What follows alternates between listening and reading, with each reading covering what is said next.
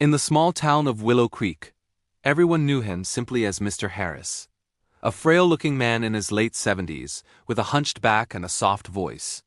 His daily ritual was a slow walk along the riverbank where he'd feed the ducks. Children would wave, but he rarely waved back. Neighbors offered polite nods, but conversations with him were always brief. He was a man who kept to himself.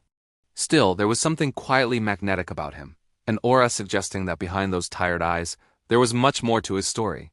What no one in town knew was that Mr. Harris had once lived a life few could imagine. Before Willow Creek, before the quiet walks and the small, gentle gestures, he had been a soldier. And not just any soldier. He had seen the absolute worst humanity had to offer and made choices that weighed heavily on his conscience. As a young man, he had joined the military with idealistic visions of heroism, believing he could truly make a difference.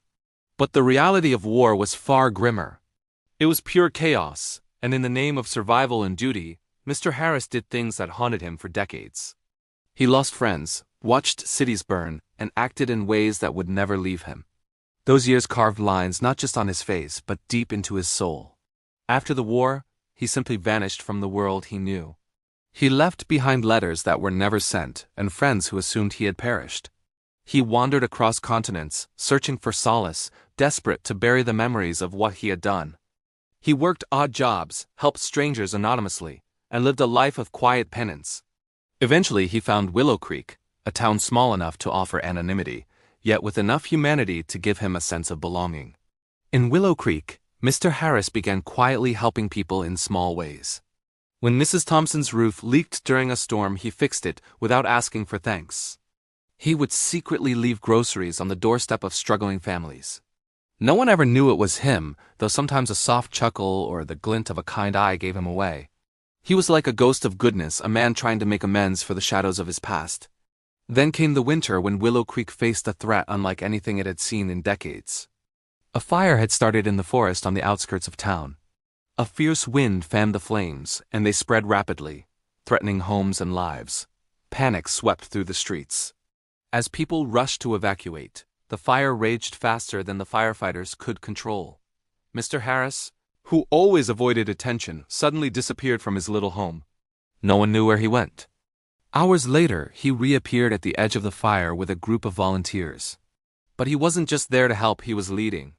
Using strategies and tactics that seemed far beyond what anyone expected, he coordinated efforts to create fire breaks, rescue trapped families, and guide emergency crews safely through the smoke. People began to notice the calm authority in his voice, the precise commands, the fearless way he faced the flames.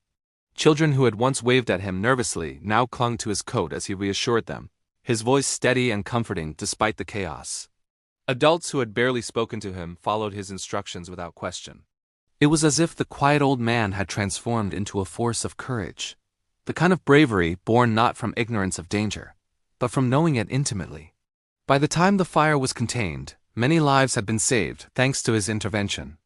The town hailed him as a hero, but he brushed off the praise. He didn't need recognition. He had simply done what needed to be done. Yet, in the eyes of the townspeople, the man who had once been quiet and invisible had become someone larger than life. They began to see the layers of him, the dark past that had shaped him and the brave choices that had defined him. One evening, as the town gathered to thank the volunteers, Mr. Harris stood at the edge, quietly observing the smiles and laughter. A young boy approached him and asked, "Were you always this brave?" He paused, looking down at the boy, his eyes crinkling with memories. "Bravery," he said softly, "isn't about being fearless. It's about choosing to face what frightens you, even when your past tries to pull you back." From that day on, Mr. Harris wasn't just the old man by the river. He was a living testament to resilience, redemption, and the complex beauty of human life. A man whose past was dark, whose actions had been brave, and whose presence would forever inspire Willow Creek. And even in his quiet moments, he remained humble, tending to the ducks, feeding the birds, and smiling softly at the world.